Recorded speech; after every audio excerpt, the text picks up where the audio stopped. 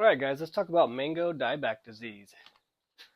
This is a problem I see a lot in Arizona. When I get on Facebook, I go in the groups and check out the mango growing groups, and there's a lot of dieback going on in Arizona. So let's talk about it. So first off, let me show you this mango. This one does have dieback.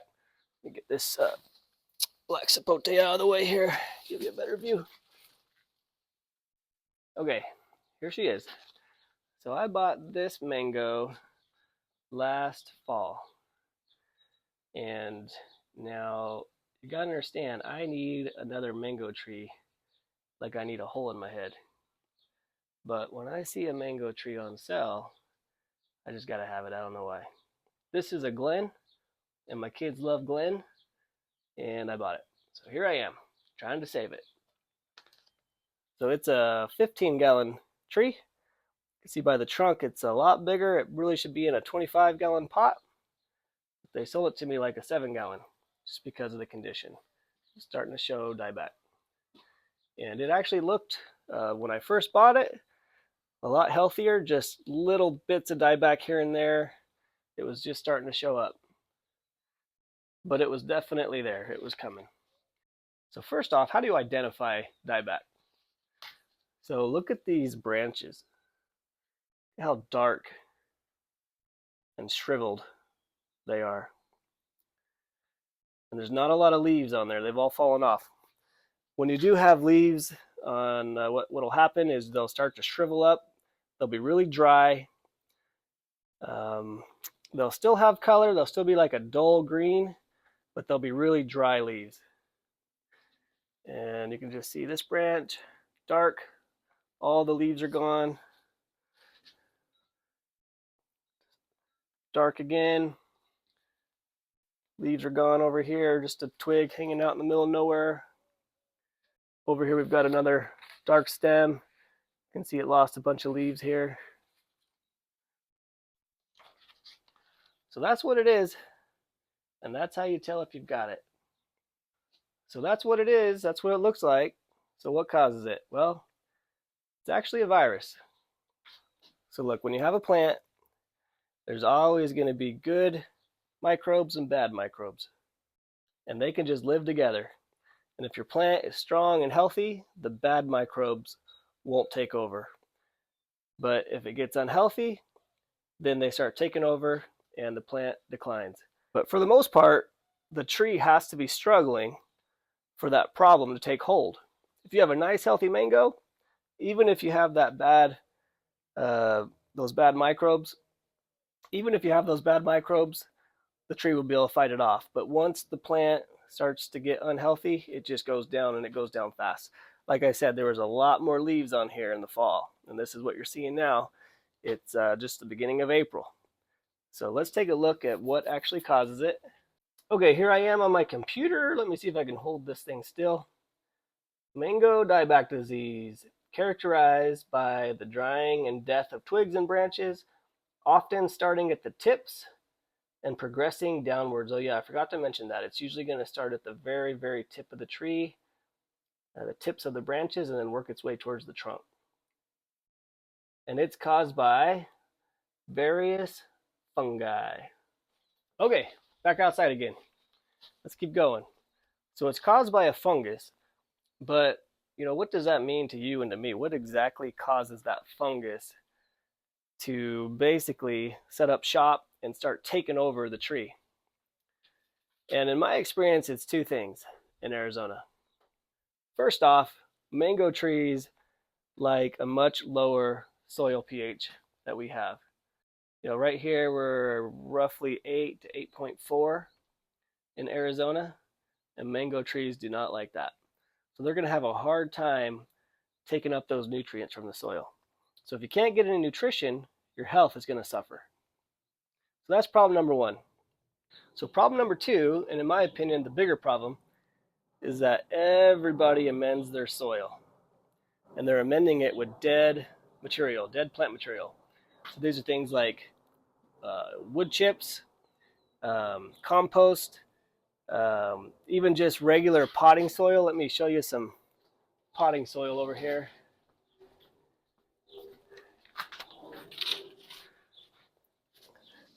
let's see, crawl over here.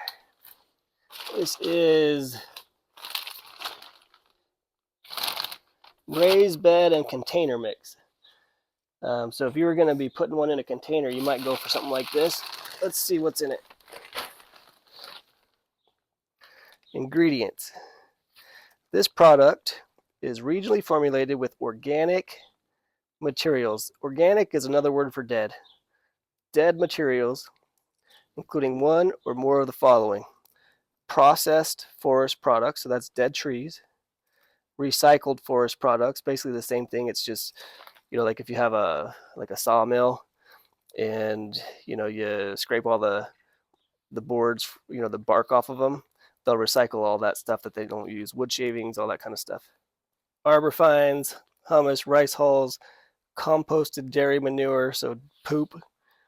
Dairy manure, they feed cows alfalfa, different types of hay, so that's just dead plants. So cow manure is more dead plants. Horticultural perlite, that one's okay. Lime, that's fine. Organic fertilizer, that's fine. But you can see most of these products are just dead stuff.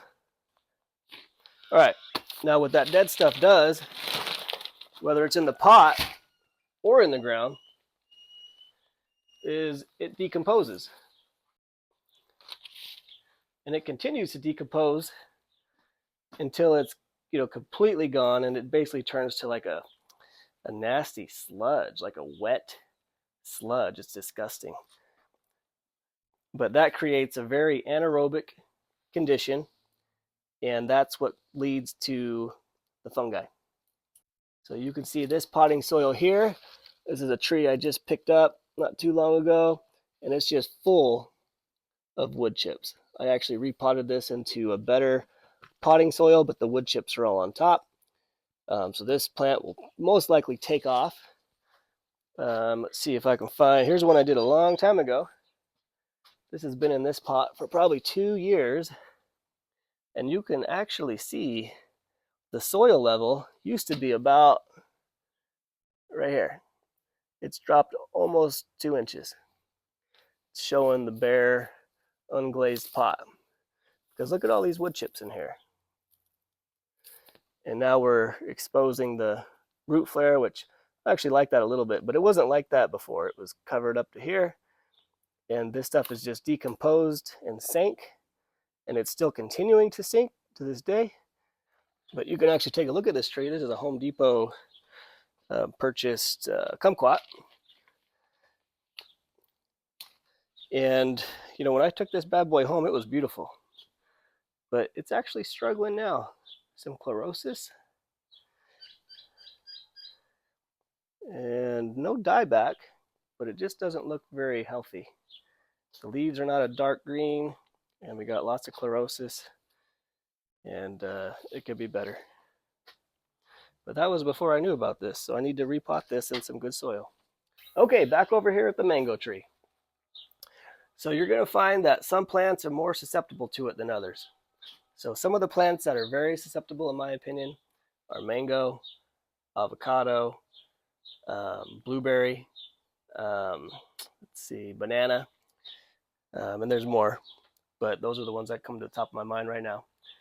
So if you've got any of that junk in your soil, if you amended your soil with that junk, or you put your mango in a bigger pot with that junk, and you're getting dieback, that's what's going on. That wood is breaking down, turning to sludge. It's basically destroying the potting soil of any oxygen, and you've got anaerobic microbes taking hold in there, and they're causing the roots to rot, and you're getting dieback. Okay, back to my mango here. Let's talk about what I'm doing about it. So like I told you, I bought this with the dieback already there, got a good deal, and I couldn't resist. So here I am with another mango that I don't need. So first thing you want to do is you want to repot it. You want to get all that nasty soil out. So when I took this out of the pot, the roots were full of sludge. They were black and slimy. There was actually very little good, healthy root there. I mean, for the size of this thing, you would think the roots would be massive, but it was just a little tiny root ball. So I put it back in this pot, cleaned the pot out, got rid of that nasty crap, cleaned it out, and I put it in good soil. So what's good soil? So good soil is going to be peat moss, pumice, perlite, sand or decomposed granite, and then a little biochar. And that's good soil. This will hold moisture, and at the same time it will allow the roots to breathe. So I repotted this in the fall, right when I took it home, and here she is today. It struggled through the winter. I cut it back. You always want to cut back all the diseased stuff. I've been cutting it back along the way. I probably should go ahead and take this one off. But you can see all the cuts that I've done here, here, here, here, here, here, here, here, here. I mean, the thing, I just cut it all up, because when you don't have a good healthy root system, you can't support a large canopy anyways, so you might as well just take it off. I'm going to go ahead and take off more right now. Might need a bigger pair. Oh, that works. Okay, so here we are in the springtime. It's starting to get hot again, and this tree can breathe now. It's still infected with that fungus, but I'm just trying to let the tree regain its health so it can fight off the fungus. By the way, I need to clean that with alcohol now if I prune any other tree, because it has fungus on it. And you can see it's coming back. It's actually coming back pretty good. This is all new growth. This is brand new, fresh. And this is new growth. Got more new growth here. Got some here. Got some here. So it's looking pretty promising.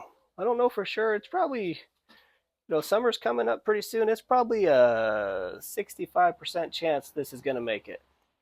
And you can also notice that I whitewashed it. When you don't have leaves to shade it, you got to whitewash it. This will all just get sunburnt. And this is south facing, so the sun's coming in this way, and I have it underneath the awning, or what do you call this, the eave of my house, so that it gets morning sun. About 1 p.m. it's in the shade, and it's in the shade all day long.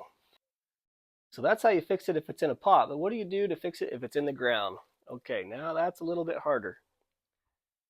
And this is usually what happens to people when I see them posting in the Facebook groups. Help, my mango's dying. Help, what do I do? And, I hate to be the bearer of bad news, but if you keep that mango tree in the ground, it's going to die. There's probably a 5 to 10% chance, if you've got dieback and it's in the ground, it's just going to slowly get worse and worse over the course of 2 to 4 years, and eventually it's going to die. And it's not going to give you any fruit, so there's no reason to have it in there for 2 to 4 years. The only real option is to pull the tree out. You can pull it out and you can junk it and start over. Or if you have a nice big tree, you want to try to save it, you can pull it out. You can either put it in a pot with breathable soil like this, or you can build a raised bed planter. I would say at least this high. That's probably about 20 inches high. Maybe not quite, maybe 18 inches high. And fill it with soil that can breathe. And none of that dead wood chip forest products. Because if you put that in there, it's just going to happen all over again. It might be slower because you're above grade. Take a longer time. And to be honest, if it's above grade, it might even do fine. But why even chance it, right? Just get that crap out of there. And if you do that, if you take it out of the ground, you're going to have to destroy, or not destroy, but you're going to have to injure the root system, pulling it out. So you really have to hack the tree way back. And you don't want to do this when it's like 118 degrees. So wait till the weather's nice, and then pull it out of the ground. Trim it way back so there's like 1/3 of the leaves that used to be there. Build yourself a nice raised bed and put some good soil in there that breathes, and let it recover. And then if you can, put some shade cloth over it. And you have a pretty good chance of it coming back if you do all that, if you catch it early enough. If it's pretty late in the process, you may not be able to save it. You might just pull it out. But that's it. That's what's going on. If you have any questions, let me know below. Maybe I can help you, maybe not.